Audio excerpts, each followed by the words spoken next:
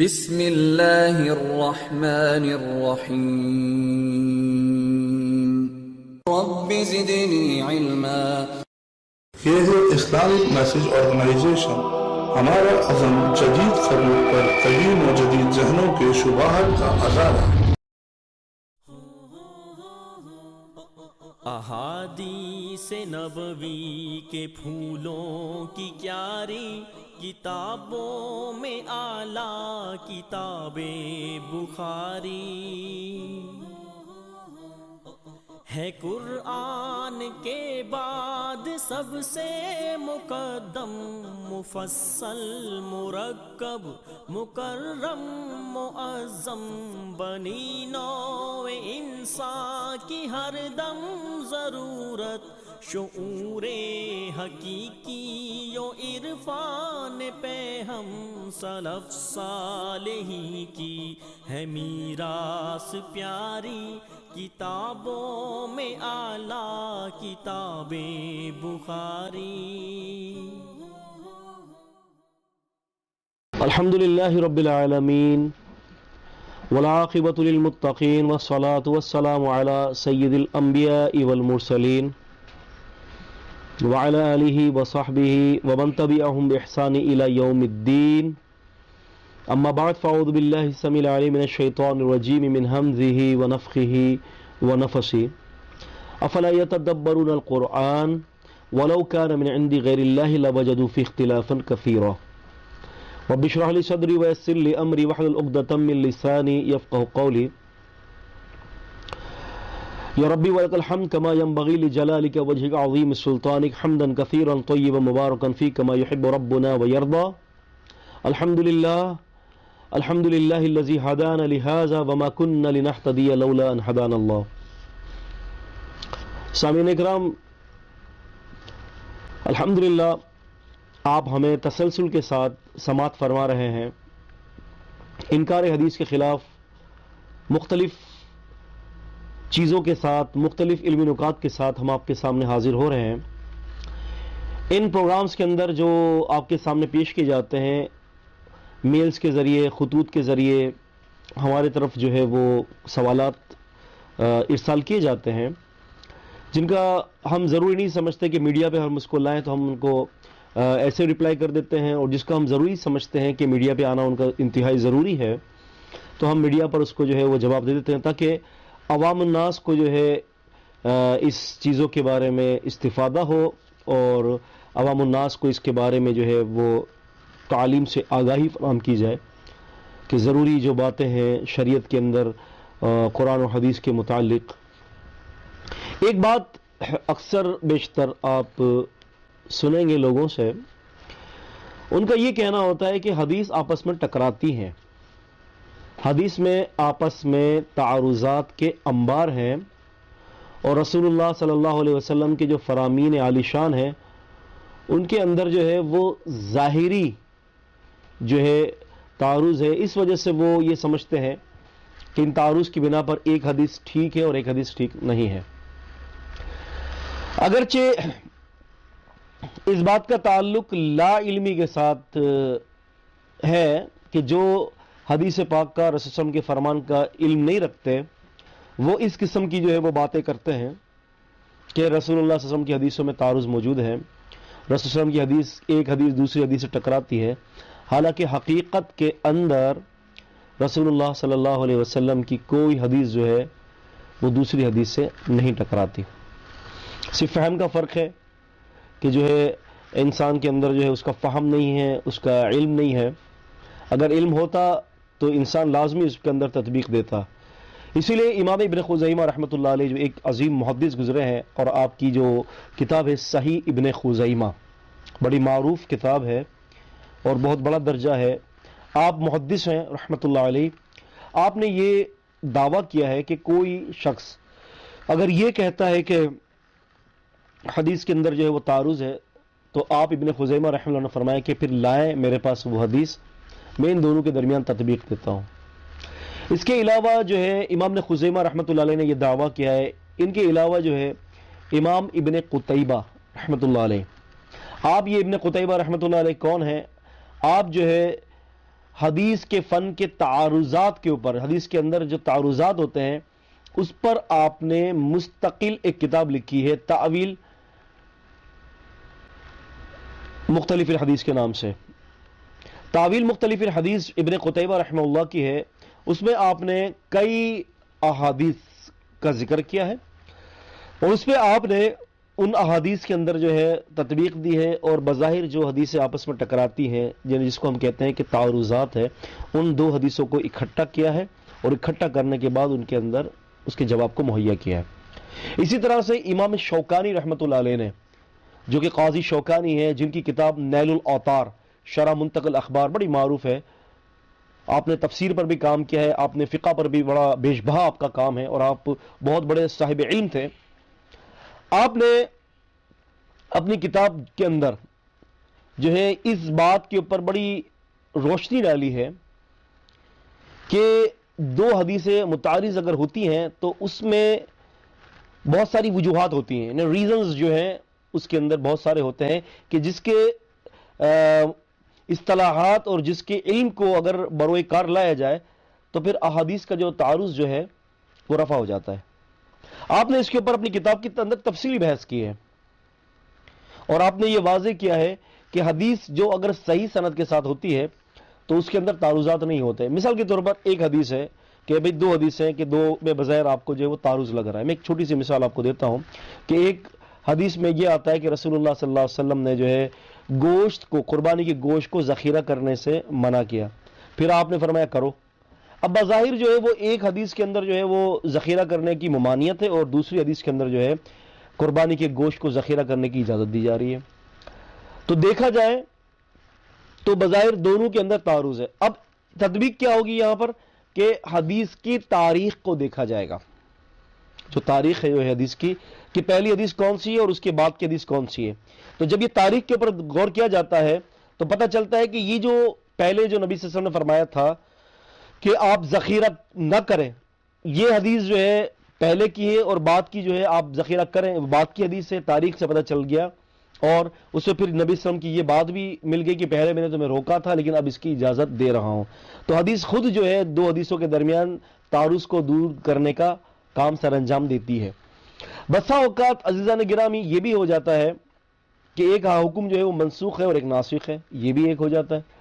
بسا اوقات ایسا ہوتا ہے کہ آپ کو کسی حدیث کے اندر تعارض دکھائی دیتا ہے، لیکن وہ تعارض جو ہے اس قسم کا ہوتا ہے کہ ایک ضعیف حدیث ہوتی ہے اور ایک صحیح حدیث ہوتی ہے۔ بسا اوقات یہ بھی ہوتا ہے کہ رسول اللہ صلی اللہ علیہ وسلم کے قول اور فعل میں آپ کو تعارض نظر آ جاتا ہے، جیسے کہ مثال کے طور پر رسول اللہ صلی اللہ علیہ وسلم نے جو ہے آپ کو حکم دیا کہ آپ 4 سے زیادہ نکاح نہیں کر سکتے، فَانْكِحُوا مَا طَابَ لَكُم مِنَ النِّسَاءِ مَثْنَى وَثُلَاثَ وَالرُّبَاع، کہ آپ عورتوں سے نکاح کریں جو آپ کو پسند ہو، 2 3 3 4 4۔ اگر آپ نہیں کر سکتے تو فواحد، پھر ایک ہی بہت ہے، ان کے درمیان انصاف کو بروئے کار نہیں لا سکتے تو پھر ایک ہی بہت ہے۔ لیکن قرآن مجید نے یہاں پر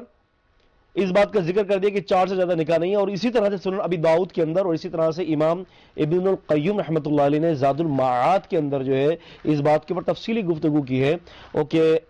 نبی علیہ الصلوۃ والسلام کے پاس ایک شخص آیا اور اس کی تقریباً 10 بیویاں تھیں، تو رسول اللہ صلی اللہ علیہ وسلم نے فرمایا کہ آپ 4 کو اپنے نکاح میں رکھیں، وہ مسلمان ہو گئے تھے۔ ان کے اسلام لانے کے بعد نبی سے فرمایا کہ آپ 4 کو رکھیں اور باقی کو رخصت کر دیں، کیونکہ شریعت کے اندر 4 سے زیادہ ایک وقت کے اندر بیویاں رکھنے کی اجازت نہیں ہے۔ ہاں اگر کوئی مر گئی، ڈیورس ہو جائے تو پھر آپ ایک اور لا سکتے ہیں، لیکن ایک وقت میں 4 ہی آپ کے پاس رہیں گے۔ تو اس طرح سے جو ہے رسول اللہ صلی اللہ علیہ وسلم نے آپ کو 4 کی اجازت دی، لیکن خود نبی کریم صلی اللہ علیہ وسلم کی 9 بیویاں تھیں۔ اب بظاہر یہاں دیکھا جائے تو ایک تعارض نظر آتا ہے، کوئی یہ سوال کر سکتا ہے کہ یہ دونوں حدیثوں کے درمیان تعارض ہے کہ آپ صلی اللہ علیہ وسلم کی 9 ازواج مطہرات تھی رضی اللہ تعالی عنہن، اور نبی صلی اللہ علیہ وسلم امت کو تو 4 کا حکم دے رہا تھا، یہ تعارض ہے۔ لیکن یہاں تعارض حقیقی تعارض نہیں ہے، یہاں یہ قاعدہ ہوگا کہ جب کسی مسئلے کے اندر، یہ اس کو اذان گرامی ضرور اس قاعدے کو یاد رکھیں کہ جب کسی مسئلے کے اندر مسئلہ ایک ہی ہو اور نبی صلی اللہ علیہ وسلم کا قول اور فعل کسی ایک مسئلے کے لیے جمع ہو جائیں، قول نبی صلی اللہ علیہ وسلم کا حکم، فعل نبی صلی اللہ علیہ وسلم کا کرنا، مسئلہ ایک ہو لیکن یہ دونوں ایک دوسرے کے مخالف ہوں، تو پھر قاعدہ یہاں پر یہ ہے کہ رسول اللہ صلی اللہ علیہ وسلم کے قول کو ترجیح دی جائے گی۔ اب یہاں قول کیا ہے؟ 4، تو 4 کو ترجیح ہوگی 9 کو ترجیح نہیں ہوگی، کیونکہ 9 کا کام جو ہے وہ نبی صلی اللہ علیہ وسلم کے لیے خاص ہے۔ تو یہ بھی ایک فن کا جو ہے وہ ضروری جو ہے قاعدہ ہے، جیسے کہ میں نے آپ کو بتایا کہ امام شوکانی رحمۃ اللہ علیہ نے اپنی کتاب ارشاد الفحول کے اندر بڑی تفصیلی گفتگو کی ہے، اور تقریباً جو ہے 10 سے زیادہ نکات کے اوپر جو ہے وہ اس پر گفتگو کی ہے کہ حدیث کے اندر تطبیق کی کیا کیا صورتیں ہیں۔ اس کے علاوہ عزیزان گرامی، امام طحاوی رحمۃ اللہ علیہ مشکل الآثار کے اندر، مشکل الآثار کے سادہ نسخہ 2 ہے، اور شرح مشکل الآثار کا جو ایک محقق نسخہ جو ہے وہ 10 جلدوں سے زیادہ ہے، 12 جلدوں کے قریب ہے، اور اس کو فقہی ابواب کے اندر تقسیم کیا گیا ہے تحفۃ الاخیار کے نام سے، اس کی بھی تقریباً 10 کے قریب جلدیں ہیں۔ تو یہ کتاب پوری امام طحاوی رحمۃ اللہ علیہ نے حدیث کے تطبیق کے لیے دی ہے کہ اس میں حدیث میں تطبیق کس طرح سے دی جا سکتی ہے۔ اس طرح سے چیدہ چیدہ اگر آپ جو ہے وہ جو ہے دوسری کتابیں پڑھیں، اصولوں کی کتابیں تقیید والاحداء ہو گئی، اسی طرح سے جو ہے اللہ تعالیٰ کا بھلا کے تدریب الراوی ہو گئی، اسی طرح سے جو دوسری جو کتابیں ہیں آپ اگر ان میں پڑھیں گے تو حدیث کے مطابقت کے فن کے اوپر مختلف چیدہ چیدہ جو ہے وہ علماء نے، اہل علم نے گفتگو کی ہے۔ خلاصہ کلام یہ ہے کہ بظاہر اگر کوئی حدیث پاک آپ کو تعارض دکھلائی دیتا ہے کسی حدیث پاک کے اندر، تو وہ تعارض جو ہے وہ حقیقی نہیں ہوتا، وہ تعارض جو ہے وہ ایک ظاہری تعارض ہوتا ہے۔ جب اس میں تطبیق کے علم کو لایا جاتا ہے تو پھر وہ تعارض دور ہو جاتا ہے۔ اسی طرح سے ایک سامعین میں سے کسی ایک صاحب نے ہم سے کچھ حدیثوں کے بارے میں جو ہے نا یہ واضح کیا ہے کہ ان کو بظاہر تعارض لگ رہا ہے۔ ایک حدیث آتی ہے صحیح بخاری کی، اور کتاب مواقیت الصلاۃ ہے، 590 حدیث نمبر رقم الحدیث ہے۔ حدیث یہ ہے کہ امی عائشہ رضی اللہ عنہ فرماتی ہیں قالت والذی ذهب بما تركهما حتى لقي الله وما لقي الله حتى ثقل عن الصلاة وكان يصلي كثيرا من صلاته قاعدا تعني الركعتين بعد العصر وكان النبي صلى الله عليه وسلم يصليهما ولا يصليهما في المسجد مخافة أن يثقل على أمته، یعنی رسول اللہ صلی اللہ علیہ وسلم عصر کے بعد کی 2 رکعتوں کو کبھی ترک آپ صلی اللہ علیہ وسلم نے نہیں کیا۔ امیر عائشہ فرماتی ہیں کبھی نہیں ترک کیا۔ والذی ذهب بھی قسم اس ذات کی جو آپ کو لے گیا، ٹھیک ہے، ما ترکہما حتی لقی اللہ، آپ نے عصر کے بعد کی 2 رکعتوں کو کبھی چھوڑا نہیں ہے، اور اللہ کے رسول نے نہ کبھی فجر سے پہلے کی 2 رکعتوں کو کبھی چھوڑا ہے۔ یہ حدیث جو ہے صحیح بخاری کے اندر حدیث ہے، اور یہ حدیث ٹکراتی ہے، جو بھائی نے سوال کیا ہے وہ یہ ہے کہ سیدنا ابو ہریرہ رضی اللہ عنہ فرماتے ہیں کہ نہا رسول اللہ صلی اللہ علیہ وسلم عن صلاتین، کہ نبی صلی اللہ علیہ وسلم نے 2 نمازوں کو پڑھنے سے منع کیا ہے۔ کون سی؟ بعد الفجری، فجر کے بعد، حتی تطلع الشمس، یہاں تک کہ جو ہے سورج جو ہے وہ طلوع نہ ہو جائے، حتی تطلع الشمس، یہاں تک کہ سورج طلوع نہ ہو جائے، وبعد العصری، عصر کے بعد، حتی تغرب الشمس، یہاں تک کہ سورج غروب نہ ہو جائے۔ یعنی فجر کی نماز کے بعد نبی صلی اللہ علیہ وسلم نے نماز پڑھنے سے منع کیا، اور جو ہے وہ عصر کے بعد سے۔ تو 2 حدیثیں ہیں کہ ایک حدیث میں یہ کہ رسول اللہ صلی اللہ علیہ وسلم نے جو ہے فجر کی نماز کے بعد جو ہے وہ نماز پڑھنے سے منع کیا ہے، اور ایک حدیث میں آتا ہے کہ عصر کے بعد۔ لیکن امی عائشہ رضی اللہ تعالیٰ عنہ فرماتی ہیں کہ خود رسول اللہ صلی اللہ علیہ وسلم نے کبھی بھی عصر کے بعد کی 2 رکعتوں کو نہیں چھوڑا۔ اب امت جو ہے عصر کے بعد کی 2 رکعت جو ہے اس کو پڑھتی نہیں ہے۔ فجر سے پہلے کی 2 رکعت نبی صلی اللہ علیہ وسلم کبھی نہیں چھوڑا، فجر سے پہلے کی، ٹھیک ہے، اور عصر کے بعد کی۔ فجر سے پہلے کی 2 رکعت امت پڑھتی ہے۔ رسول اللہ صلی اللہ علیہ وسلم نے فرمایا کہ جو کچھ دنیا اور دنیا میں ہے 2 رکعتیں جو ہے فجر سے پہلے کی وہ سب سے بہتر ہے، نبی صلی اللہ علیہ وسلم نے کبھی بھی نہیں چھوڑی۔ لیکن عصر کے بعد کا مسئلہ، یہاں تو نبی صلی اللہ علیہ وسلم فرماتے ہیں، حدیث میں آتا ہے کہ اللہ کے رسول نے منع کیا ہے کہ عصر کی نماز کے بعد کوئی نماز پڑھی جائے، لیکن امی فرماتی ہیں کہ اللہ کے رسول صلی اللہ علیہ وسلم کبھی بھی عصر کے بعد 2 رکعتوں کو نہیں چھوڑا کرتے تھے۔ تو سائل کا سوال یہ ہے کہ بظاہر یہاں پر دونوں حدیثوں کے اندر تعارض ہے۔ بھائی ابھی میں نے کچھ اپنی گفتگو کے اندر یہ واضح کیا ہے کہ یہاں تعارض نہیں ہے، کیونکہ عصر کے بعد 2 رکعت پڑھنا رسول صلی اللہ علیہ وسلم کا خاصہ تھا، امت کو حکم نہیں ہے۔ یہاں جو ممانعت ہے نبی صلی اللہ علیہ وسلم کی ذات گرامی کے لیے نہیں ہے، یہ امت کے لیے۔ اب تطبیق یہ ہوگی کہ فجر سے پہلے کی 2 رکعتیں وہ امت کو اجازت ہے، لیکن عصر کے بعد بعد العصری، عصر کے بعد جو ہے 2 رکعت پڑھنا وہ صرف رسول اللہ صلی اللہ علیہ وسلم کا خاصہ تھا، نبی کریم صلی اللہ علیہ وسلم کے لیے تھا، لیکن آپ صلی اللہ علیہ وسلم نے امت کو روک دیا۔ قاعدہ میں نے بتایا تھا، دوبارہ اس کو ریپیٹ کر لیجئے، جب نبی صلی اللہ علیہ وسلم کا قول اور فعل کسی ایک مسئلے کے لیے جمع ہو جاتا ہے تو قول کو ترجیح ہوگی، فعل کو ترجیح نہیں ہوگی۔ کیوں کہ قرآن مجید نے یہ فرمایا کہ ما آتاکم الرسول فخذہ وما نہاکم عنہ فانتہوا، جو رسول دے اس کو لے لو، جس چیز سے روکے باز آ جائے۔ رسول اللہ صلی اللہ علیہ وسلم ہمیں کیا دے رہے ہیں کہ وہ عصر کے بعد جو ہے آپ نے نماز نہیں پڑھنی، تو اب امت کے لیے کہ وہ عصر کے بعد نماز نہیں پڑھے گی، لیکن نبی صلی اللہ علیہ وسلم اگر عصر کے بعد 2 رکعت پڑھا کرتے تھے تو محترم ناظرین اکرام یہ پیارے نبی کریم صلی اللہ علیہ وسلم کا خاصہ تھا۔ تفصیل کے لیے آپ فتح الباری دیکھ سکتے ہیں حافظ ابن حجر العسقلانی رحمہ اللہ کی، اسی طریقے سے تفصیل کے لیے جو ہے آپ محدث عصر شیخ البانی رحمۃ اللہ علیہ کی صفت صلاۃ النبی صلی اللہ علیہ وسلم بھی دیکھ سکتے ہیں، اور اسی طرح سے مزید آپ گہرائی کے ساتھ اگر تفصیل دیکھنا چاہتے ہیں امام ابن حزم رحمۃ اللہ علیہ کی المحلہ کی طرف مراجعت کیجئے، المحلہ کے اندر بڑی تفصیلی اس کے اوپر بحث کی گئی ہے۔ تو اس کا جواب یہ ہے کہ یہ عصر کے بعد کی 2 رکعت پڑھنا پیارے نبی صلی اللہ علیہ وسلم کا خاصہ ہے، اور ہمیں امت کو روکا گیا ہے تو لہٰذا امت نہیں پڑھے گی۔ عزیزان گرامی، ہمارے پاس جو سوالات موصول ہوئے ہیں اس میں سے ایک بنیادی سوال یہ بھی ہے کہ جیسے کہ ابھی میں نے آپ کے سامنے قرآن مجید کے بارے میں بتایا کہ نبی صلی اللہ علیہ وسلم نے اپنے اوپر شہد حرام کر لیا تھا، تو نبی صلی اللہ علیہ وسلم کی کسی ایک بیوی نے نبی صلی اللہ علیہ وسلم کو شہد دیا، تو رسول اللہ صلی اللہ علیہ وسلم اس کو پی کر جب دوسری بیویوں کے پاس گئے تو دوسری بیویوں نے یہ دیکھا کہ اللہ کے وسلم جو ہے وہ اتنی دیر لگا کر اپنی ایک بیوی کے پاس سے ہمارے پاس آئے، اور نبی صلی اللہ علیہ وسلم جس بیوی کے پاس گئے تھے تو وہ اکثر و بیشتر نبی صلی اللہ علیہ وسلم کو جو ہے وہ شہد کا شربت بنا کے پلایا کرتی تھیں۔ تو امی عائشہ رضی اللہ تعالیٰ نے یہ ذہن میں یہ بات آئی کہ نبی صلی اللہ علیہ وسلم آئیں گے تو ہم کہیں گے کہ اللہ کی قسم آپ کے منہ مبارک سے جو ہے مغافیر کی جو ہے وہ بو آ رہی ہے، وہ ایک جڑی بوٹی ہے جس پہ تھوڑی سی جو ہے وہ اسمیل ہوا کرتی تھی، تھوڑی سی بو تھی، اور حدیث میں آتا ہے کہ رسول اللہ صلی اللہ علیہ وسلم کو بو سے انتہائی نفرت تھی۔ آپ صلی اللہ علیہ وسلم کے جسم مبارک کے اندر بھی خوشبو قدرتی طور پر تھی، آپ کے پسینے مبارک میں بھی خوشبو تھی، تو لہٰذا آپ کا فطری میلان جو ہے وہ خوشبو کی طرف مائل تھا، آپ بدبو کو بالکل پسند نہیں کیا کرتے تھے۔ تو ہوا یہ تھا کہ اب مسئلہ یہ ہے کہ نبی صلی اللہ علیہ وسلم کو کسی ایک بیوی نے شہد پلایا،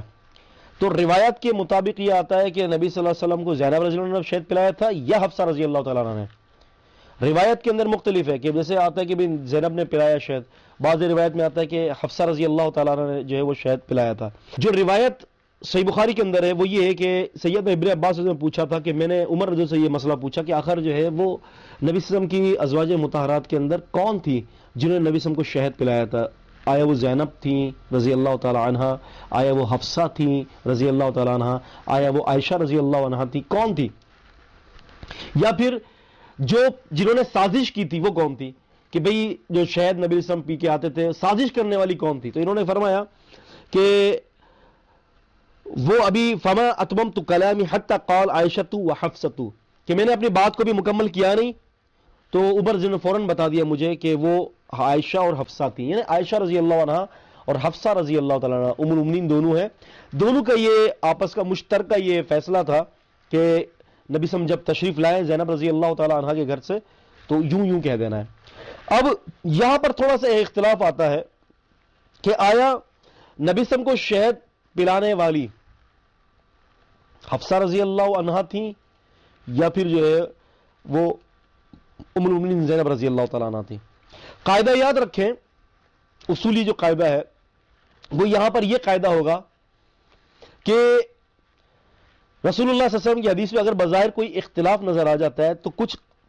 تطبیق کی صورتیں میں نے ابھی آپ کے سامنے بتائیں کہ نبی صلی اللہ علیہ وسلم کے فعل کو ترجیح ہوگی، پھر وہ تاریخ دیکھی جائے گی، پھر روایات کو تمام روایات کو جمع کرنے کے بعد یہ دیکھا جائے گا کہ تمام روایات کے اندر جو ہے وہ مجموعی طور پر کس جگہ پر اشارہ ملتا ہے۔ یہ مختلف قسم کے جو ہیں رولز جو ہیں حدیث کے تطبیق کے موجود ہے اصولوں کی کتابوں کے اندر۔ اب یہاں پر جو مسئلہ ہے کہ آخر وہ کون تھیں؟ حفصہ رضی اللہ عنہ کے بارے میں آتا ہے کہ مجھے حفصہ نے شہد پلایا، بعض آتا ہے کہ جو ہے وہ زینب نے شہد پلایا، تو اس کے بارے میں محدثین اور شارحین نے مختلف قسم کے جوابات دیے ہیں۔ پہلا جواب یہ ہے کہ شہد پلانے والی جو تھی وہ زینب رضی اللہ تعالی عنہا تھیں، زینب رضی اللہ عنہا کے گھر سے نبی صلی اللہ علیہ وسلم تشریف لائے شہد پی کر، تو پھر امی عائشہ اور امی حفصہ رضی اللہ تعالی عنہما نے یہ پروگرام کیا کہ نبی کے جب آئیں گے تو ہم یہ کہہ دیں گے کہ نبی صلی اللہ علیہ وسلم کے منہ مبارک سے بو آ رہی ہے، تمہارے پاس ہے تم بھی یہی کہنا، میرے پاس آئیں تو میں بھی یہی کہوں گی۔ تو حسب پروگرام کے تحت انہوں نے جو ہے نا وہ یہ کام کیا. حالانکہ یہاں پر میں ایک ضروری بات کہتا چلوں کہ ان لوگوں کے درمیان یہ جو ساری چیزیں ہیں نا، میاں بیوی کے مسائل ہو گئے، یہ اس طرح سے جو ہے امی عائشہ رضی اللہ عنہ نے جو ہے نا زینب رضی اللہ تعالیٰ عنہ کے لیے یہ پروگرام کیا، حفصہ رضی اللہ تعالیٰ عنہ نے بھی عائشہ رضی اللہ تعالیٰ عنہ کا ساتھ دیا. یہ یاد رکھیں یہ ان لوگوں کے ایک ایسے معاملات تھے کہ جس کے اندر ان کا اختلاف غالب نہیں تھا، اس وقت بھی آپس میں ان کی محبت غالب تھی. آپ یہ نہ سمجھیں کہ ایک سوکن دوسری سوکن کے لیے پلان کر رہی ہے، ایسا کچھ بھی نہیں تھا. بلکہ روایت کے اندر یہاں تک آتا ہے کہ امی عائشہ سے فرماتی کہ میں نبی صلی اللہ علیہ وسلم کو یہ نہیں کہوں گی کہ آپ زینب کے گھر سے آئے ہیں تو آپ کے منہ مبارک سے بو آ رہی ہے مغافر کی. کہتے ہیں کہ اس لیے کہ زینب کو تکلیف ہوگی رضی اللہ تعالیٰ عنہ. دیکھیں آپ کتنا خیال رکھ رہے ہیں. تکلیف دینا، انہوں نے کہا تکلیف دینا مقصد نہیں ہے میری بہن کو مجھے. انہوں نے کہا صرف بس آج اتنی دیر نبی صلی اللہ علیہ وسلم نے کیوں لگایا، وہ ہوتا ہے نا عورت کے اندر کا، اتنی دیر نبی صلی اللہ علیہ وسلم نے کیوں لگائی. اب ہم نبی صلی اللہ علیہ وسلم کو یوں کہیں گے، اب نبی صلی اللہ علیہ وسلم تاکہ اتنی دیر وہاں نہ بیٹھنا ہے. لیکن آپ یاد رکھیں کہ ان کے درمیان محبت، الفت اور اتحاد غالب تھا. اور یہ تو عورتوں میں چلتا رہتا ہے مسئلہ. ہمارے یہاں کبھی کیا ہوتا ہے، ہمارے یہاں یہ ہوتا ہے کہ عورتوں کے اندر نفرت غالب ہے. ان کی جو سازشیں ہوتی ہیں وہ غالبیت کی وجہ سے ہوتی ہیں، نفرت کی غالبیت کی وجہ سے. اور ہماری ماؤں کے درمیان نفرت نہیں تھی، محبت اور پیار تھا اور غالب تھا وہ، تاکہ اس موقع پہ بھی یہ خیال کر رہی کہ ایک دوسرے کو تکلیف نہ پہنچائے. خیر یہ ایک الگ بات ہے. لیکن یہاں پر اب مسئلہ یہ کہ شہد پلانے والی کون تھی. تو روایت سے جو مجموعی روایت کو ہم جمع کرتے ہیں تو مجموعی روایت سے ہمیں یہ پتہ چلتا ہے کہ وہ ام المومنین زینب رضی اللہ تعالی عنہا تھیں. حفصہ رضی اللہ تعالی عنہا امی عائشہ رضی اللہ تعالی عنہ کے ساتھ جو ہے وہ اس کام کے اندر، اس پروگرام کے اندر شامل ہوئی تھی. کیونکہ یہاں پر بعض علماء نے یہ کہا ہے کہ یہاں پر جو ہے یہ بھی ہو سکتا ہے کہ اگر حفصہ رضی اللہ تعالیٰ عنہ کے بارے میں یہ بات مان لی جائے کہ حفصہ رضی اللہ تعالیٰ عنہ نے شہد پلایا تھا، تو پھر کہتے ہیں کہ اس سے پتہ چلتا ہے کہ دو واقعات ہیں. ایک واقعے میں جو ہے وہ حفصہ رضی اللہ تعالیٰ عنہ نے شہد پلایا اور ایک واقعے میں زینب رضی اللہ تعالیٰ عنہ نے شہد پلایا. اگر اس کو مان لیا جائے تو تطبیق ہو جاتی ہے، پھر اس میں کوئی اتنا خاص اختلاف نہیں رہتا. لیکن پھر اس کے بعد صرف جو بات آتی ہے وہ یہ آتی ہے کہ قرآن مجید کی آیت پھر دونوں واقعات کے اندر کس واقعے کے اندر نازل ہوئی. تو بظاہر یہی لگ رہا ہے کہ جو زینب رضی اللہ تعالیٰ عنہا کے ساتھ جو معاملہ ہوا تھا، ان کے گھر پر جب نبی صلی اللہ علیہ وسلم نے شہد پیا تھا تو اس وقت قرآن مجید کی یہ آیت سورہ تحریم 66 کی آیت 1 نازل ہوئی. دوسرے شارحین کا اور علماء کا یہ کہنا ہے کہ یہاں پر جو ہے راوی سے ذرا غلطی ہو رہی ہے. راوی جو ہے بیان کرنے میں زینب رضی اللہ تعالی عنہا کے نام کی جگہ پر جو ہے وہ حفصہ رضی اللہ تعالی عنہا اس نے کہہ دیا. تو یہاں راوی سے غلطی ہو رہی ہے، لیکن مجموعی روایت کو ملانے کے بعد جو بات پتہ چلتی وہ یہ ہے کہ وہ امی زینب رضی اللہ تعالی عنہا تھی. تو یہ شارحین کے گفتگو کا حاصل ہے. لیکن میں ذات میں یہ بھی ایک آپ کو نقطہ دیتا چلوں، یہ بہت غور طلب نقطہ ہے، ذرا غور سے سنیے گا. محترم عزیزوں، واقعے کا اصل جب ثابت ہو جائے تو پھر اگر کسی راوی سے اس کے اندر کوئی ہلکی پھلکی لغزش ہوتی ہے تو یاد رکھیں کہ واقعے کی اصل کی صحت پر کوئی اثر نہیں پڑتا. یہ قاعدہ یاد رکھیں. جب کوئی راوی روایت کر رہا ہے، جیسے مثال 100 راوی روایت کرتے ہیں اور 100 میں سے جو ہے وہ 98 راوی کہتے ہیں کہ فلاں شخص ہے اور 2 راوی کہتے ہیں کہ یہ 2 شخص ہیں، یہ شخص الگ ہے.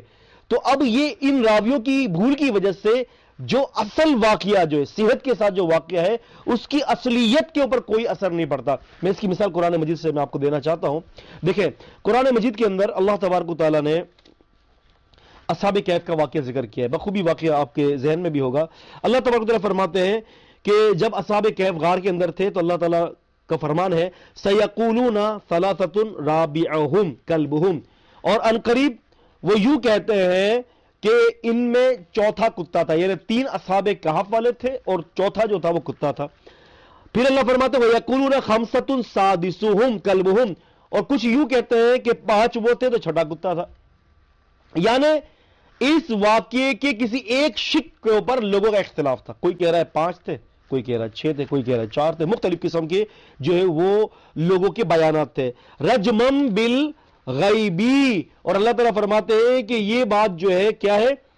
یہ بغیر جو ہے نشانے کے، بغیر دیکھے نشانے میں تیر چلانے کے مترادف ہے. وَيَقُولُونَ، اور یوں کہتے ہیں سَبَتٌ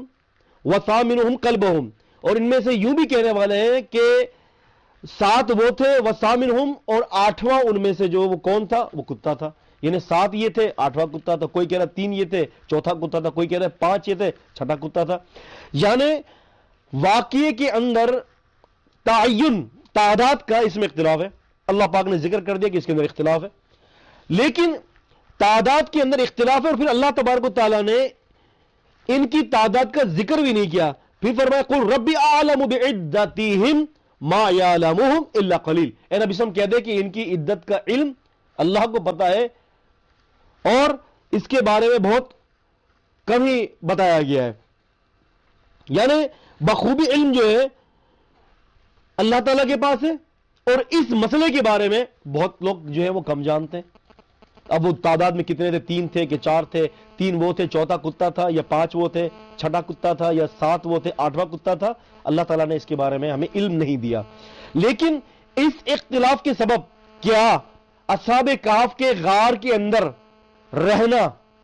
اور اصحاب کہف جو ہے ان کا جو ہے غار کے اندر جو ہے بیٹھنا اور ان کے غار کے دہانے پر کتے کا ہونا، کیا یہ اصل واقعے کے لیے کچھ نقصان دہ ہے؟ نہیں ہے نقصان دہ. اصل واقعے کی صحت پر کوئی فرق نہیں پڑ رہا. اصل واقعہ اپنی جگہ کے اندر موجود ہے. بعین اسی طریقے سے ناظرین اکرام رسول اللہ صلی اللہ علیہ وسلم کی حدیث کے بارے میں جو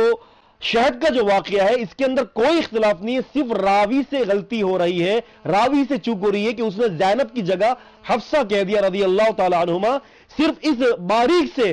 غلطی کی وجہ سے واقعے کی صحت کے اوپر کوئی اثر نہیں پڑ رہا. بالکل اسی طرح سے جس طرح سے میں نے آپ کے سامنے جو ہے قرآن مجید سورہ کہف کے آیات نقل کی ہیں کہ لوگوں کے مختلف اسٹیٹمنٹس تھیں. کوئی کہہ رہا ہے کہ 3 تو 4، کوئی کہہ رہا ہے تو 5 تو چھٹا، کوئی کہہ رہا ہے 7 تو 8واں. لیکن اللہ تعالیٰ نے گنتی نہیں بتائی، لیکن یہ واقعہ ہوا ہے، واقعہ مسلم ہے، قطعیت کے ساتھ ہے، واقعے کی اصل صحت کے اوپر کوئی بھی اثر نہیں پڑا. تو بائن اسی طرح سے جو ہے وہ شہد کا واقعہ ہوا ہے. رسول اللہ صلی اللہ علیہ وسلم زینب رضی اللہ تعالی عنہا کے گھر پر شہد پی کر آپ نکلے تھے،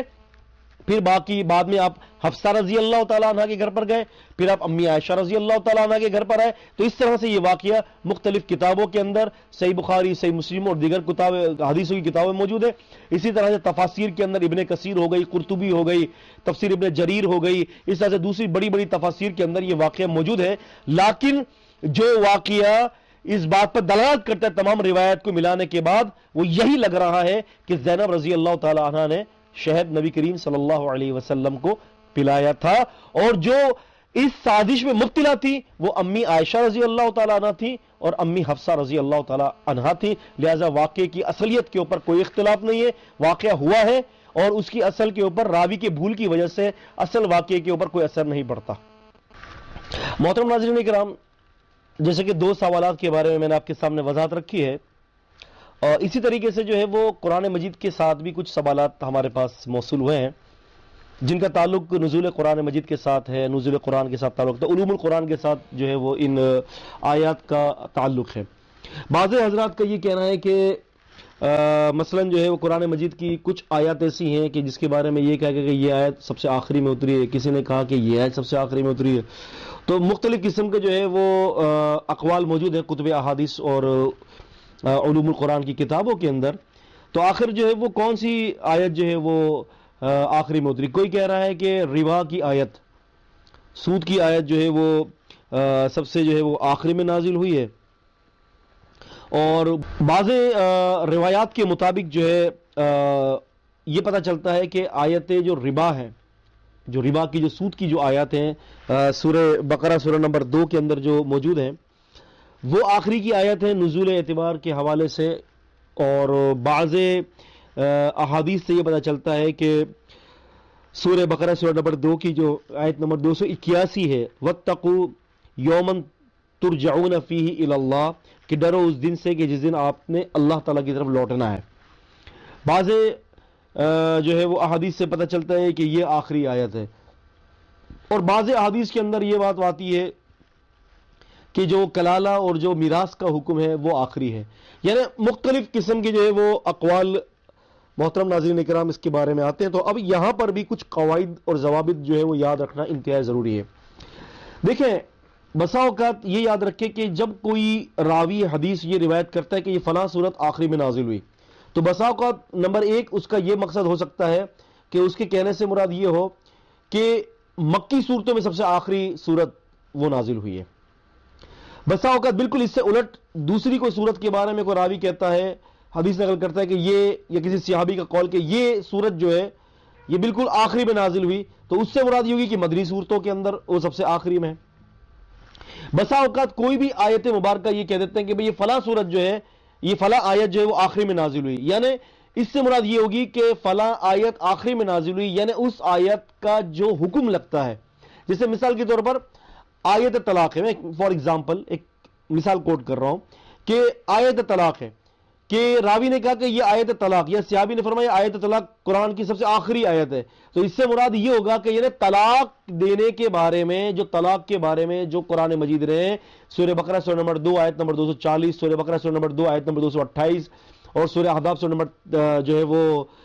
33 کی آیت نمبر 49 ہو گئی، اور اس طرح سورہ طلاق سورہ نمبر 65 کی جو ہے آیت نمبر 4 اور 5 ہو گئی. تو یہ طلاق کے قوانین ہے نا، طلاق کے قوانین ہے، بیوہ کے طلاق. تو بعض یہ کہتے ہیں کہ جی یہ فلاں آیت جو ہے وہ آخری میں نازل ہوئی، تو مراد یہ ہے کہ طلاق اور عدت کے حوالے سے ان قوانین کے اندر یہ سب سے آخری آیت نازل ہوئی. بعض یہ تطبیق بھی ہوتی ہے. تو مقصد یہ ہے کہ ہمیں دیکھنا پڑتا ہے کہ تطبیق جو ہے وہ کس طرح سے دی جائے، کیونکہ یہ بھی ایک یہ بھی مسئلہ لازم ہوتا ہے کہ کسی راوی کو کسی آیت کے بارے میں یوں پتا چلا کہ یہ آخری میں نازل ہوئی تو وہ اس کو بیان کر دیتا ہے، کسی کو اس کے بارے میں پتا چلا اس نے بیان کیا، کسی نے مکی دور کے حوالے سے بتا دیا کہ یہ آخری نازل ہوئی ہے آیت یا سورت، اس نے مکی کہے بغیر وہ کہہ دیا. کسی کو مدنی دور کے اندر پتا چلا کہ مدینے کے اندر آخری نازل ہوئی ہے آیت، تو اس نے مدنی دور کے الفاظ کو حذف کر کے وہ اس نے بتا دیا کہ یہ آخری آیت نازل ہوئی ہے. تو اب یہاں پر جو ہے کیا سورہ بقرہ سورہ نمبر 2 کی جو آیتیں ہیں، یا ایھا اتقوا اللہ وذروا ما بقی من الربا ان کنتم مؤمنین، یہ آیتیں آخری میں نازل ہوئی کہ یہ آیت واتقوا یوما ترجعون فیہ الی اللہ ثم توفی کل نفس ما کسبت وہم لا یظلمون، کہ یہ آیت آخری میں نازل ہوئی ہے؟ تو یاد رکھیں اس کا جواب یہ ہے، یہ تمام آیتیں یہ ہو گئی، اور جو ہے وہ سورہ نساء کی جو آیتیں ہیں کہ جس میں کلالے کا ذکر ہے، یہ تمام آیتیں جو ہے وہ شارحین کی وضاحت سے، اور جو ہے وہ دوسرے جو مفسرین ہیں اور جنہوں نے علوم الکتاب کے بیش بہا کتابیں لکھی ہیں، امام زرکشی ہو گئے، اسی طرح سے جو دوسرے اہل علم ہو گئے، ان کے قول کے مطابق، ان کی تصریحات سے مطابق، حافظ ابن حجر العسقلانی رحمۃ اللہ علیہ ہو گئے کہ یہ آیتیں اکٹھی نازل ہوئی. اب جیسے جو ہے میں آپ کو ایک مثال دے رہا ہوں کہ یہاں پر جو آیت ہے کہ ایمان والو چھوڑ دو سود، اگر آپ اللہ سے ڈرتے ہو، آپ مومن ہو، سود چھوڑ دو. تو ایک راوی کہتا ہے کہ یہ سب سے آخری میں نازل ہوئی، اب دوسرا راوی یہ کہہ رہا ہے کہ یہ آیت قرآن مجید کی سب سے آخری میں نازل ہوئی ہے واتقوا یوما ترجعون فیہ الی اللہ. اب دونوں میں تطبیق کیا ہے؟ دونوں میں تطبیق یہ ہے کہ یہ پورا سود کا معاملہ ہے، اور یہ سود کی آیت کی آخری آیت، یعنی یوں سمجھ لیں کہ سود کے اوپر جو وعید ہے اس پر یہ آیت نازل ہوئی، اور یہ سود کے مسئلوں پر ہی معطوف ہے، یعنی اس کا معطوف جو ہے وہ سود کے مسئلوں پر ہے، یعنی اس کا تعلق سود کے مسئلوں کے اوپر ہی ہے. تو لازمی سی بات ہے کہ یہ اکٹھی اتری، ایک بھی آیت، 2 3 4 5 آیتیں، 4 آیتیں، 3 آیتیں اکٹھی اتری، تو صحابی یا پھر راوی نے کہہ دیا کہ اس کی پہلی آیت کو کہہ دیا کہ یہ آخری میں اتری، اور دوسرے راوی نے کہہ دیا کہ یہ دوسری آیت آخری میں اتری. مجموعی اعتبار سے یہ ساری آیتیں اکٹھی آخری میں ہی نازل ہوئی ہیں، تو لہذا اس کے اندر کوئی اختلاف نہیں ہے. اسی طریقے سے جو کلالے کا مسئلہ ہے اور جو میراث کا مسئلہ ہے، تو برا رضی اللہ تعالی عنہ کے حوالے سے سیدنا برا بن عازب رضی اللہ کے قول کے مطابق جو ہے یہ کلالے کا حکم بھی اور فرائض کا حکم بھی اسی کے آخری میں نازل ہوا ہے. تو لہٰذا جس راوی کو جتنا پتا چلا اس نے اس کے بارے میں معلومات دے دی، جس کو جتنا پتا چلا. کسی کو پتا چلا کہ جو ہے وہ سود کے متعلق آخری آیت ہے، اس نے وہ بتا دیا. کسی کو پتا چلا کہ جی یہ جو ہے واتقوا یوما ترجعون فیہ الی اللہ جو ہے یہ جو ہے وہ آخری آیت ہے، انہوں نے وہ بتا دیا. کسی کو پتا چلا کہ کلالے کی آیتیں اور فرائض کی آیتیں آخری میں اتری، اس نے وہ بتا دیا. لیکن مجموعی طور پر جو ہے وہ صحابی رسول بیان کرتے ہیں، اور دوسری امام زرکشی رحمۃ اللہ علیہ اس کے بارے میں خلاصہ کرتے ہیں، اور باقاعدہ آپ پڑھ سکتے ہیں الاتقان فی علوم القرآن. اس قسم کی دیگر کتابوں کے اندر جب آپ مطالعہ کرتے ہیں تو پتہ یہ چلتا ہے کہ یہ تمام آیتوں کا نزول جو ہے وہ یکے بعد دیگرے اکٹھے ہوا ہے. بعض علماء کا یہ بھی کہنا ہے. تو اب تطبیق کی صورت کیا بنتی ہے؟ تطبیق کی صورت یہ بنی کہ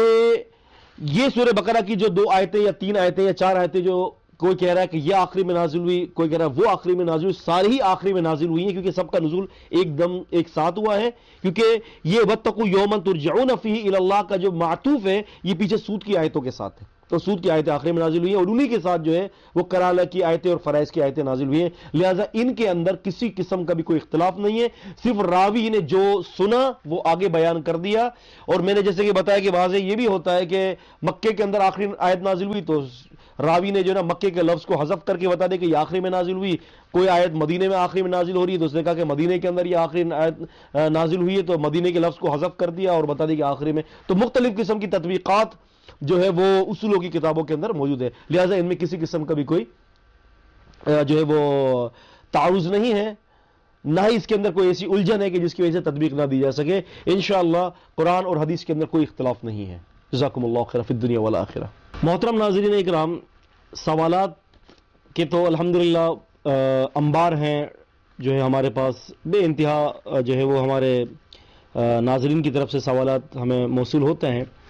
صحیح بخاری کی ایک حدیث ہے کہ رسول اللہ صلی اللہ علیہ وسلم کے بارے میں یہ موجود ہے، صحیح بخاری کتاب النکاح جو ہے، اور حدیث نمبر ہے 5068۔ سیدنا انس بن مالک رضی اللہ تعالیٰ عنہ فرماتے ہیں کہ ان النبی صلی اللہ علیہ وسلم کان یطوف علی النساء فی لیلۃ واحد، کہ نبی صلی اللہ علیہ وسلم ایک ہی رات میں اپنی تمام 9 بیویوں کے پاس جایا کرتے تھے، اور اس وقت جو ہے نبی صلی اللہ علیہ وسلم کی بیویاں تعداد میں جو ہیں وہ 9 تھیں، 9 نسوہ تھیں، نبی صلی اللہ علیہ وسلم کی 9 بیویاں تھیں۔ تو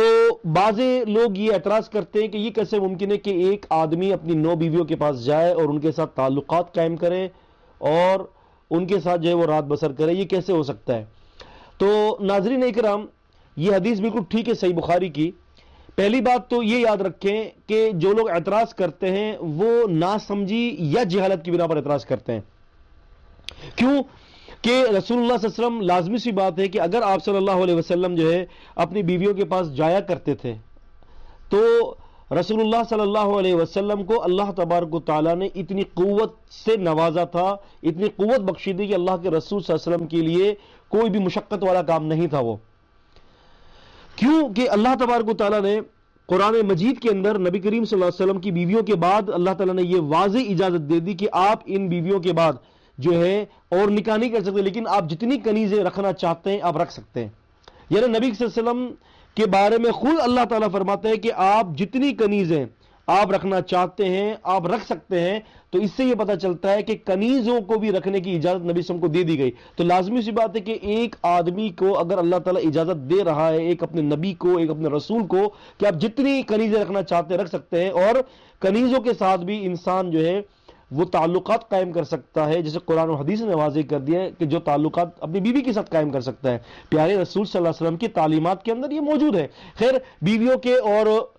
کنیزوں کے احکامات مختلف ہیں، لیکن بیویوں اور کنیزوں کے ساتھ بندہ اپنے معاملات، اپنے تعلقات کو قائم کر سکتا ہے۔ تو اللہ تبارک و تعالیٰ نے، لازمی سی بات ہے کہ رسول اللہ صلی اللہ علیہ وسلم کی ذات گرامی کو اتنی قوت سے نوازا تھا، تبھی تو اللہ تعالیٰ اجازت دے رہا ہے کہ آپ ان بیویوں کے علاوہ جتنی چاہے آپ کنیزیں رکھنا چاہتے ہیں، تو اللہ تبارک و تعالیٰ نے فرمایا کہ آپ رکھ سکتے ہیں۔ تو اس سے یہ پتا چلا کہ لازمی امور میں سے یہ امر ہے کہ نبی صلی اللہ علیہ وسلم کے اندر اللہ تبارک و تعالیٰ نے اتنی قوت عطا فرمائی تھی، اور نبی صلی اللہ علیہ وسلم کو اتنا، آپ صلی اللہ علیہ وسلم کو اللہ پاک نے اتنا خوبصورت ترین جو ہے وہ ایسا انسان بنایا تھا کہ آپ صلی اللہ علیہ وسلم ہر ایک ایک بیوی کو جو ہے وہ ٹائم ان کو ان کے حساب سے دینے پر پوری طاقت رکھتے تھے۔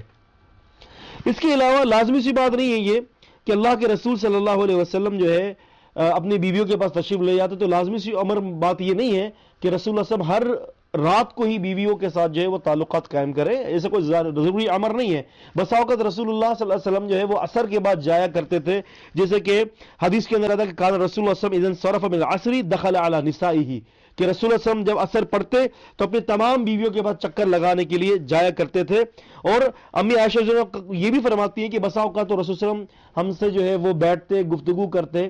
اور لیکن اللہ کے رسول صلی اللہ علیہ وسلم جو ہے ہمیں چھوتے تھے، لیکن اللہ کے رسول صلی اللہ علیہ وسلم ہمارے ساتھ تعلقات قائم نہیں فرمایا کرتے تھے۔ تو بس اوقات ایسا بھی تھا۔ تو حدیث کے اگر ایک لفظ کو لے کر جو ہے میں اگر اس کو بدنام کرنا نعوذ باللہ شروع کر دوں تو یہ میری بے ایمانی کی دلیل ہے۔ رسول اللہ صلی اللہ علیہ وسلم کو اللہ تعالیٰ نے طاقت سے نوازا تھا، اس نقطے کو یاد رکھیں۔ پیارے نبی کریم صلی اللہ علیہ وسلم اس طاقت کے ساتھ تھے، اللہ پاک نے اتنی قوت مبارک نبی صلی اللہ علیہ وسلم کو عطا کی تھی آپ کی مبارک جسم میں مبارک کے اندر کہ آپ صلی اللہ علیہ وسلم ایک رات کے اندر 9 بیویوں کے پاس تشریف لے جایا کرتے تھے۔ یہ رسول اللہ صلی اللہ علیہ وسلم کا خاصہ، یہ رسول اللہ صلی اللہ علیہ وسلم کی قوت تھی جو اللہ تبارک و تعالیٰ نے نبی صلی اللہ علیہ وسلم کو دی تھی۔ خاصے سے مراد یہ ہے کہ ایسا نہیں ہے کہ اللہ کے رسول صلی اللہ علیہ وسلم کے علاوہ دیگر انبیاء علیہ السلام کو یہ نہیں ملا، دیگر انبیاء علیہ السلام کی 100 بیویاں بھی تھی، 99 بیویاں بھی تھی، لیکن یہاں پر امت کو اجازت نہیں ہے کہ وہ اور سے زیادہ شادی کرے۔ اس پوائنٹ آف ویو سے یہ خاصہ پیارے نبی کریم صلی اللہ علیہ وسلم کا تھا، لیکن اللہ کے رسول کو یہ قوت عطا کی گئی تھی۔ اور قرآن بھی سورہ احزاب کے اندر بھی اس بات کی دلیل ہے کہ باقی 9 بیویوں کے علاوہ بھی اللہ تعالیٰ کہہ رہا ہے کہ آپ جتنی کنیزیں رکھنا چاہتے ہیں آپ رکھ سکتے ہیں۔ اس سے مراد یہ ہے کہ رسول اللہ صلی اللہ علیہ وسلم کو اتنی قوت عطا کی گئی تھی اللہ نے اپنے خزانے سے کہ نبی صلی اللہ علیہ وسلم کو اجازت تھی، ورنہ اجازت نہ ہوتی۔ آپ صلی اللہ علیہ وسلم ٹائم اپنا اسپینڈ کر سکتے تھے ان کے لیے۔ باقاعدہ خود ایک غیر مسلم ناظرین اکرام ہے، اس کا نام جو ہے وہ ہے پال برنٹن، یہ اپنی کتاب کے اندر جو ہے لکھتا ہے A Search in the Secret Egypt کے اندر پیج نمبر 134 پہ یہ کہتا ہے کہ I could not but respect the wisdom of the Prophet صلی اللہ علیہ وسلم for so deftly teaching his followers to mingle the life of the busy world۔ یعنی کہتے ہیں کہ میں پیغمبر اسلام محمد صلی اللہ علیہ وسلم کی دانائی کی تکریم کے بغیر میں نہیں رہ سکتا کہ آپ صلی اللہ علیہ وسلم نے اپنے پیروکاروں کو اتنی خوش اسلوبی کے ساتھ جو ہے اپنی زندگی دنیاوی گزارنے کا جو ہے وہ تعلیم دی کہ بہترین طریقے سے وہ دنیاوی زندگی کو اپنی زندگی کے اندر سمونا سکھا دیا۔ پیارے رسول صلی اللہ علیہ وسلم کی 9 بیویاں تھیں، لیکن اس کے باوجود بھی رسول اللہ صلی اللہ علیہ وسلم 9 کی 9 بیویوں کے ساتھ حسن سلوک کرتے تھے۔ ان کو ان کے جو ہے وہ جو حقوق تھے ایک بیوی کے، جو جسمانی حقوق ہوتے ہیں، جو روحانی حقوق ہوتے ہیں، پیارے رسول صلی اللہ علیہ وسلم وہ دیا کرتے تھے۔ دراصل یہ بہت بڑا کمال ہے پیارے رسول صلی اللہ علیہ وسلم کے خصائص مبارکہ میں سے ایک نبی صلی اللہ علیہ وسلم کی خاصیت ہے کہ یہ نبی صلی اللہ علیہ وسلم تعلیم دے رہے ہیں کہ میں تو اپنی 9 بیویوں کو ہوتے ہوئے ایک رات میں سب کے ساتھ جو ہے وہ تعلق بھی قائم کرتا ہوں اور سب کو محبت بھی دیتا ہوں، سب کو پیار بھی دیتا ہوں اور سب کے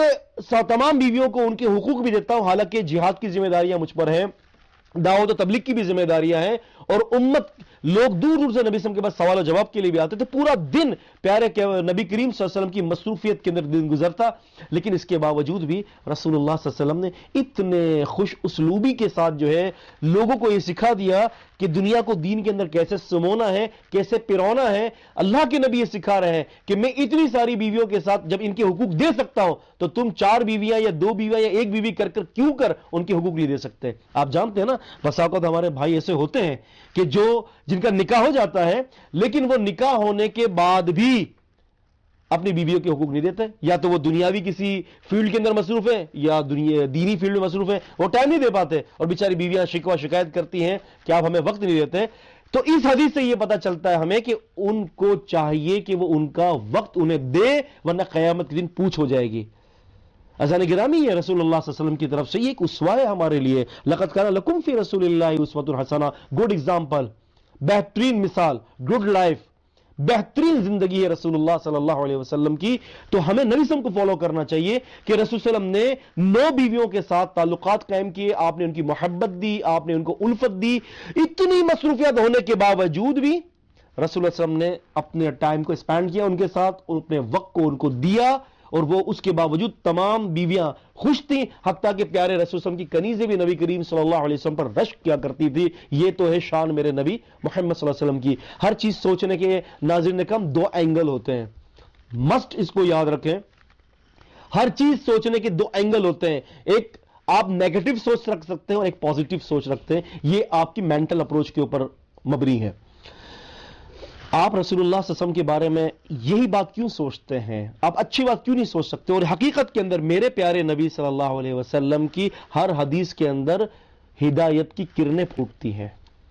ہدایت کی روشنی پھوٹتی ہے۔ یہاں پر حدیثوں کے اندر جو 9 بیویوں کا ذکر ہے، یہاں پر رسول اللہ صلی اللہ علیہ وسلم نے جس بات کی تعلیم دی وہ کیا ہے؟ وہ اس بات کی تعلیم دی ہے کہ میں 9 بیویوں کے ہوتے ہوئے ان کے حقوق ادا کرتا ہوں، ان کے جسمانی حقوق بھی ان کے فزیکلی حقوق بھی، ان کے جو ہے وہ روحانی حقوق بھی، ان کے معاش بھی، ان کے نفقہ بھی، ان کو وقت دیتا ہوں، ان کو خوش کرتا ہوں میں۔ آپ دیکھیں نا، نبی صلی اللہ علیہ وسلم ایک دفعہ تھک کر تشریف لائے تو امی عائشہ رضی اللہ تعالیٰ عنہ کے پاس، امام بخاری رحمہ اللہ صحیح بخاری میں فرماتے ہیں کہ امی عائشہ رضی اللہ کے پاس کچھ خواتین آئی تھی 9 کے قریب، اور وہ ساری خواتین اپنے اپنے خاوند کا ذکر کر رہی تھی کہ میرا خاوند ایسا ہے، میرا خاوند ایسا ہے، میرا خاوند ایسا ہے۔ تو عبداللہ بن مسعود رضی اللہ کی بھی بیوی تھی۔ اب امی عائشہ رضی اللہ کے پاس وہ ساری بیٹھی ہوئی تھی، انہوں نے سارا اپنا اپنا واقعہ بتایا کہ میاں بیوی کا مسائل اور جو ہے وہ ساس کے مسائل، جو ہے وہ بھابیوں کے مسائل، ایک مختصر قسم کے اپنے گھریلو معاملات بتائے۔ امی عائشہ نے سن لیا۔ جب وہ ساری خواتین چلی گئیں تو رسول اللہ آئے۔ اب دیکھیں، رسول اللہ ممکن ہے اس وقت جہاد سے بھی آئے ہوں، ممکن ہے کہ رسول اللہ اس وقت دعوت کی بڑے ہدف کو پورا کر کے آئے ہوں، ممکن ہے کہ رسول اللہ دعوت و تبلیغ میں مصروف اور عمل تھے، اور یہ تو ممکن کیا، یہ تو تھا ہی نبی وسلم کے ساتھ ایسا۔ تو آپ سے تھک کر آ رہے ہیں گھر میں، لازمی سی بات ہے، بندہ تھک سکتا ہے۔ امی عائشہ نے جاتے ہی کہا کہ اللہ کے وسلم میرے پاس وہ عورتیں آئی تھیں اور وہ یہ بیان کر رہی تھی۔ اب اللہ کے رسول نے یہ نہیں فرمایا کہ بھائی میں ابھی تھک کر آیا ہوں، مجھے تھوڑی دیر آرام کرنے دو۔ ہمارے یہاں ہوتے ہیں نا ماشاءاللہ نک چڑے خاوند، ہے نا، ہمارے نک چڑے خاوند ہوتے ہیں، ابھی کیا میں آیا ہوں، ابھی لے کے بیٹھی ہو، بعد میں بات کرنا۔ نہیں، نبی سم کے طریقہ کار نہیں تھا۔ آپ سب بیٹھے، آپ نے فرمایا کہ بتاؤ کیا بات ہے۔ انہوں نے پورا وہ واقعہ بتایا تو اللہ کے رسول نے فرمایا عائشہ اب بتاؤ ان تمام آدمیوں میں سب سے اچھا آدمی کون ہے اپنے گھر والوں کے لیے؟ آپ غور کر سکتے ہیں کہ یعنی اتنا ٹائم نبی صلی اللہ علیہ وسلم اسپینڈ کر رہے ہیں اپنے گھر والوں کے لیے۔ تو حدیث کے اندر یہی ہے کہ رسول اپنی بیویوں کو ٹائم دیتے تھے۔ پھر امی فرماتی ہیں کہ اللہ کے وسلم میرے خیال سے عبداللہ بن مسعود رضی اللہ تعالیٰ عنہ اپنے گھر والوں کے لیے سب سے اچھا ہے۔ تو پتہ یہ چلتا ہے کہ رسول صلی اللہ علیہ وسلم اتنے تھک کے آ جانے کے باوجود بھی اپنی بیویوں کو ٹائم دیا کرتے تھے۔ محترم ناظرین اکرام، پیارے حدیث کے نبی صلی اللہ علیہ وسلم کی اس حدیث کے اندر یہ ہے کہ رسول صلی اللہ علیہ وسلم اپنی بیویوں کے حقوق دیا کرتے تھے۔ کیا آپ کو شک ہے کہ نبی صلی اللہ علیہ وسلم حقوق نہیں دیتے تھے؟ بتائیے، ہمارا ایمان ہے کہ رسول صلی اللہ علیہ وسلم ہر بیوی کو اس کا حق دیتے تھے۔ محترم ناظرین اکرام، سوالات جیسے الحمدللہ سوالات کے جوابات ہم آپ کو دیے جا رہے ہیں صحیح بخاری کے دفاع پر۔ ایک اور عجیب ایک سوال صحیح بخاری سے کوٹ کیا جاتا ہے۔ اکثر و بیشتر ناظرین اکرام، جو آدمی کسی روایت کے اوپر کوئی تنقید کرتا ہے تو حقیقت کے اندر اس نے خود نے جو ہے وہ اپنی نگاہ سے اس روایت اور اس حدیث کی طرف دیکھا نہیں ہوتا، بلکہ سنی سنائی بات پر جو ہے وہ روایت کو پیش کیا جاتا ہے یا پھر مکھی پر مکھی ماری جاتی ہے۔ یہ ایک عجیب قسم کی عادت ہے ناظرین اکرام، جس کی وجہ سے روایت کی جو اصل تحقیق ہے وہ نہیں ہو سکتی۔ کیونکہ آدمی جب لازمی سی بات ہے کسی روایت کے بارے میں کوئی حوالہ دیتا ہے تو وہ دیکھتا ہی نہیں ہے کہ وہاں روایت کے اندر جو حدیث بیان کی جا رہی ہے کہ وہاں کس قسم کا کون سا قانون بیان کیا گیا ہے، کون سا رول ہے، یا حدیث کے الفاظ اور متن کیا ہیں۔ بے خبری کی بنا پر جو ہے اس کو پھیلا دیتے ہیں۔ اسی طرح سے عمر بن میمون کا ایک واقعہ جو ہے صحیح بخاری کے اندر جو روایت کیا ہے امام بخاری رحمۃ اللہ علیہ نے کتاب فضائل اصحاب النبی صلی اللہ علیہ وسلم کتاب المناقب کے اندر، حدیث روایت کا نمبر 3849۔ یہ عمر بن میمون ایک شخص ہے، وہ ایک واقعہ نقل کرتا ہے تو لوگ یہ سمجھتے ہیں کہ یہ حدیث ہے رسول صلی اللہ علیہ وسلم۔ یہ حدیث نہیں ہے، یہ عمر بن میمون کا ایک واقعہ ہے جو صحت کے ساتھ ثابت ہے، جس کو امام بخاری رحمۃ اللہ نے صحیح بخاری کے اندر نقل کیا ہے۔ اب وہ واقعہ کیا ہے؟ وہ یہ کہتے ہیں کہ ان عمر بن میمون قال رأيت في الجاهلية قردة اجتمع عليها قردة قد زنت۔ کہتے ہیں کہ ایک جاہلیت کے میں نے دیکھا کہ ایک بندر تھا کہ اس کے ارد گرد چاروں طرف بہت سارے بندر جمع ہو گئے۔ فرجمتها معهم، تو انہوں نے سب نے مل کر جو ہے وہ اس کو پتھر مارے، اس بندر کو، اس بندرنی کو سب بندروں نے مل کر، کہتے ہیں کہ میں نے دیکھا کہ انہوں نے مل کر پتھر مارے۔ وجہ کیا تھی؟ وجہ یہ آتی کہ عمر بن میمون کہتے ہیں کہ ایک بندریہ تھی، وہ ایک بندر کے ساتھ گئی، اسے زنا کیا اور سب نے مل کر جو ہے اس کو پتھر مارا ہے۔ اب یہاں پر ایک سوال یہ کھڑا ہوتا ہے جو اعتراض کیا جاتا ہے۔ پہلی بات تو یہ کہ نبی صلی اللہ علیہ وسلم کا فرمان نہیں ہے، یہ ایک اثر ہے، ایک واقعہ ہے جو عمر بن میمون اس کو روایت کرتے ہیں، جو اس کی جو نیریٹر جو ہے وہ عمر بن میمون ہے، رسول اللہ صلی اللہ علیہ وسلم کی حدیث نہیں ہے۔ اب یہاں پر جو بات ہے وہ یہ ہے کہ کیا بندر، اب اعتراض یہ کیا جاتا ہے کیا بندر اس بات کا تابع ہے کہ وہ سنسار کرے؟ شرعی حدود اور شرعی سزاؤں کا کیا بندر تابع ہے؟ تو اس اعتبار سے صحیح بخاری کے اس اثر کی تردید ہوتی ہے۔ بہت سارے بھائی تقاریر کے اندر ہم سے یہ پوچھتے ہیں، ہماری جو گفتگو ہوتی ہے لیکچرز کے بعد جو ہے وہ کوشچن آنسر سیشن ہوتا ہے، اس سیشن کے اندر مختلف قسم کے سوالات آتے ہیں، تو اس طرح سے نیٹ پر ای میلز کے ذریعے بھی ہمارے پاس اس قسم کے سوالات موصول ہوئے ہیں جن کا میں جواب دینا انتہائی ضروری سمجھتا ہوں۔ امام بخاری رحمۃ اللہ علیہ نے یہاں پر اس بات کو یہ نہیں واضح کیا کہ یہ رسول کا فرمان ہے یا نبی صلی اللہ علیہ وسلم کی حدیث ہے، بلکہ عمر بن میمون کا ایک اثر ہے، وہ بتا رہے ہیں کہ جاہلیت کے اندر ایسا ہوا، لیکن یہ اثر اپنی اسنادی اعتبار سے قوی ہے۔ اب یہاں پر اعتراض جو کیا جاتا ہے وہ یہ ہے کہ کیا بندروں پر شرعی حدود نافذ ہو سکتی ہیں؟ کیا بندر جو ہے وہ اس بات کا کیا جو ہے وہ اس چیز کا ذمہ دار ہے کہ وہ شرعی حدود اور شرعی سزائیں نافذ کرے؟ تو عزیزان گرامی بات یہ ہے کہ نہیں، ایسا نہیں ہے کہ بندر جو ہے وہ شرعی حدود اور شرعی سزاؤں کا نفاذ کے اوپر پابند ہے۔ دراصل بات یہ کہ بندر ایک ایسا جانور ہے جو انسان کی جو عمل ہے، جو اس کے جو طریقہ کار ہے، اس کے بہت قریب ہے۔ آپ کو یاد ہوگا کہ اللہ پاک نے بنی اسرائیل کی قوم کو جب سزا دیا تو اللہ تعالیٰ نے فرمایا کہ وَقُلْنَا لَهُمْ كُونُوا قِرَدَةً خَاسِئِينَ، ہم نے اس قوم کو کہا کہ بن جاؤ بندر ذلیل قسم کے۔ تو اللہ پاک نے ان کو سزا کے طور پر بندر بنایا۔ بندر کیوں بنایا؟ کہ بندر جو ہے اپنے روز مرہ حوالے سے معاملات میں، بیٹھنے میں، اٹھنے میں، سیکشل کورس آپ دیکھ لیں، اس کا لیٹنا دیکھ لیں، یہ آدمیوں سے بہت زیادہ مشابہت ہے، آدمیوں سے، انسانوں سے بہت زیادہ تشبیہ رکھتا ہے۔ باقاعدہ میرٹ اسٹوڈنٹ انسائکلوپیڈیا والیوم 4 اور پیج نمبر جو ہے 480 کے اندر یہ بات واقعہ مینشن ہے کہ ایک بہت بڑا جو ہے ادھر انہوں نے بندر کو اس کی پکچر جو ہے وہ کیپچر کی، اور انہوں نے نیچے جو ہے وہ یہ لکھا ہے کہ بندر یہ ایسا ہے کہ جو انسانی عادات اور اطوار سے بہت میچ کھاتا ہے۔ اور حقیقت کے اندر بندر کھانے پینے میں آپ دیکھ لیں، اس کا سونے میں دیکھ لیں، اس کے جاگنے میں دیکھ لیں، انسانی عادات سے بہت زیادہ اس کی جو میچ ہے۔ اب یہاں سوال یہ ہے کہ کیا بندر شرعی حدود کی جو ہے وہ اس کا پابند ہے، لہذا وہ شرعی حدود بندروں کے لیے نہیں ہے؟ تو ہم نے بھی کہا کہ نہیں ہے، امام بخاری بھی یہ ثابت کر رہے ہیں کہ بندروں کے لیے کوئی شرعی حدود نہیں ہے، لیکن اگر بندر نے ایسا کام کر لیا تو کہتا ہے ایسا ہو ہی نہیں سکتا۔ تو اس کا ایک جواب ہم قرآن مجید سے آپ کے سامنے پیش کریں گے۔ قرآن مجید ہے، سورہ مائدہ ہے، سورہ نمبر 5 کی آیت نمبر 30 اور 31 ہے کہ آدم علیہ السلام کے دو بیٹوں کا قصہ بیان کیا گیا ہے کہ وَاتْلُ عَلَيْهِمْ نَبَأَ ابْنِ آدَمَ بِالْحَقِّ، کہ اے نبی صلی اللہ علیہ وسلم آپ آدم کے دو بیٹوں کا قصہ ان کو سنا دیجئے۔ اِذْ قَرَّبَا قُرْبَانًا، کہ قرباناً کا جب ان دونوں نے قربانی پیش کی، فَتُقُبِّلَ مِنْ أَحَدِهِمَا وَلَمْ يُتَقَبَّلْ مِنَ الْآخِرِ، کہ ایک سے قربانی قبول کی گئی اور دوسرے سے قربانی قبول نہیں کی گئی۔ اس دور میں یہ ہوتا تھا کہ اگر کوئی شخص جو ہے آپس میں اختلاف ہو جاتا تو اپنی اپنی قربانی یا کسی قربان گاہ پر لاتے تو آسمان سر آگ آتی اور وہ آگ اس قربانی کو جلا دیتی، جس کی قربانی کو جلا دیتی اسی قربانی قبول ہو جاتی۔ تو دونوں بھائیوں میں سے ایک کی قربانی قبول ہوئی اور ایک کی قربانی جو ہے وہ قبول نہیں ہوئی۔ جس کی قربانی قبول نہیں ہوئی وہ کہتا ہے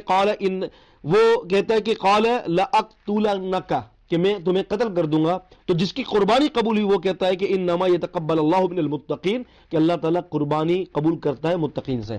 اب اس نے اپنے بھائی کو قتل کر دیا، اب قتل کر دیا تو اب یہ پریشان ہو گیا کہ میں کس طریقے سے جو ہے اپنے بھائی کی لاش کو کہاں ڈالوں؟ تو اللہ تبارک و تعالیٰ نے فرمایا کہ ہوا یہ کہ فتواعت لہو نفسہ قتل اخیہ، تو اس کے نفس نے اس کو ابھارا کہ وہ اپنے بھائی کو قتل کر دے، آمادہ کیا، فقتلہ فاصبح من الخاسرین، اس نے اپنے بھائی کو قتل کیا اور نقصان میں چلا گیا۔ پھر فرمایا فبعث اللہ غرابا، پھر اللہ نے ایک غراب کو بھیجا، عربی میں غراب کہتے ہیں کوے کو، پھر ایک کوے کو اللہ نے بھیجا، یبحث فی الارض لیریہ کیف یواری سوءۃ اخیہ، تاکہ وہ واضح کرے اس کے لیے کہ بھائی کی لاش کو، اس کے بھائی کی لاش کو کیسے دفن کرنا ہے۔ آپ اندازہ کریں کہ قبر بنانا یہ ایک اسلامی قاعدہ ہے کہ بندہ قبر کھودے اور قبر کے اندر جو ہے میت کو ڈالے۔ اللہ تعالیٰ فرماتے ہیں کہ کوہ بھیجا تاکہ کوے نے یہ بات لیریہ کیف یواری سوءۃ اخیہ، تاکہ اس سے وہ واضح کرے کہ وہ اپنے بھائی کی لاش کو کس جگہ پر کیسے دفن کرے۔ قالا، تو اس کے بھائی نے کہا یا ویلتا اعجزت ان اکون مثل هذا الغراب، تو کہنے لگا کہ ہائے میں تو ایک کوے سے بھی زیادہ جو ہے عاجز ہوں کہ گیا گزرا ہوں کہ کوے نے مجھے بتا دیا کہ کس طرح سے جو ہے نا بھائی کی لاش کو ڈالنا ہے. اب میں یہاں پر یہ سوال کرتا ہوں آپ سے کہ ذرا تسلی سے منصفانہ مزاج کے ساتھ اعتدال کا رویہ اپناتے ہوئے ٹھنڈے دماغ سے سوچیں کہ وہاں یہ سوال کیا گیا تھا کہ بندر کیا شرعی حدود اور قواعد کے مکلف ہے. تو میں پوچھتا ہوں کہ یہاں پر جو اللہ تعالیٰ نے جو ہے وہ کوے کو کہا ہے کہ کوا جو ہے وہ ایک گڑھا کھود کر اس نے بتایا کہ تم اپنے بھائی کی لاش یہاں ڈالو، اس طرح سے ڈالو زمین کے اندر، تو کیا کوا مکلف ہے کسی شرعی حدود کا، قواعد کا اور شرعی عمل کا؟ بتائیے. اب آپ جو جواب دیں گے وہی جواب جو ہے وہاں پر ہوگا، لاگو ہوگا. بندر کے بارے میں جو بندر نے رجم کیا، بندروں نے پھر جو ہے اس کو سزا دی، تو عزیزان گرامی تو اللہ تبارک و تعالیٰ تو یہ ایک کوے کے بارے میں ذکر رہا ہے. حالانکہ کوے سے بڑی مخلوق ہے بندر. کوا انسانوں کے ساتھ مشابہت نہیں رکھتا، لیکن بندر ضرور انسان کے ساتھ مشابہت رکھتا ہے. تو اس سے یہ پتہ چلتا ہے کہ یہ کوئی ایسی اچنبی کی بات نہیں ہے. اور روایات کے اندر بہت سارے ایسے واقعات آتے ہیں کہ بندروں کے اندر اللہ تبارک و تعالیٰ نے یہ شعور بیدار کیا ہے. مثال کے طور پر آپ کے سامنے ایک واقعہ میں رکھنا چاہتا ہوں جو انشاءاللہ بڑا مفید واقعہ ہوگا. علامہ عینی رحمہ اللہ نے بھی عمدۃ القاری کے اندر ایک واقعہ جو ہے وہ پیش کیا ہے. واقعہ کچھ اس طرح سے علامہ عینی رحمہ اللہ فرماتے ہیں کہ ایک بندر تھا، اس نے کیا کیا کہ ایک پھندا ڈال کر درخت کے ٹہنی سے لٹک گیا، دم گڑ گیا. تو ایک ساتھ ایک بندر آیا، اس نے اس کے گلے کی رسی کھولی تو وہ سمجھا کہ یہ مر چکا ہے، تو اس کے ارد گرد چکر لگانے لگا. تھوڑی دیر بعد ایک طرف گیا تو ادھر سے ایک بڑا بندر کو لے کر اپنی پیٹھ پر آیا، تو پیٹھ پہ اٹھا کر آیا. تو اس بندر نے اس کی نبض دیکھی، بندر نبض دیکھ رہا ہے، نبض دیکھی. پھر جو بندر اسے لے آیا اس سے کوئی بات کی تو وہ اسے اٹھا کر کہیں اور لایا. پھر اس کے بعد جو ہے وہ بندر کہیں اور اٹھا کے لایا تو کچھ چیز، کوئی جڑی بوٹی تھی یا کچھ حصہ تھا، اس نے اسے ناک میں داخل کیا تو وہ بندر جو لٹک کر پھدے کے ذریعے جو ہے وہ لٹک گیا تھا وہ بالکل ٹھیک ہو گیا اور کھڑا ہو گیا. تو اس واقعے سے یہ بات عیا ہوتی ہے، اس واقعے سے یہ بات جو ہے وہ ثابت ہوتی ہے کہ بندروں کے اندر بھی اپنے دفاع کے لیے اللہ تبارک و تعالیٰ نے جو ہے نا اس کے شعور کو بیدار کیا ہے، یعنی اپنی ضرورت کی چیزوں کو وہ جانتے ہیں. تو عزیزان گرامی، اگر صحیح بخاری کے اندر عمر بن میمون کا جو واقعہ آتا ہے، اگر یہ واقعہ آپ کو عجیب لگتا ہے تو پھر قرآن مجید کی بات جو ہے جو کوے کی بات ہے تو وہ بھی آپ کو عجیب لگنی چاہیے. تو لہٰذا یہ کوئی ایسی بات نہیں ہے. انشاءاللہ تعالی جب عقل سلیم کو جب بروئے کار لائیں گے انشاءاللہ اور قرآن حدیث کی بات کو سمجھیں گے تو ہر بات سمجھ میں آ جائے گی. اللہ تبارک و تعالی ہمیں قرآن حدیث کا فہم دے. اقول قولی ھذا استغفر اللہ لی ولکم ولسائر المسلمین.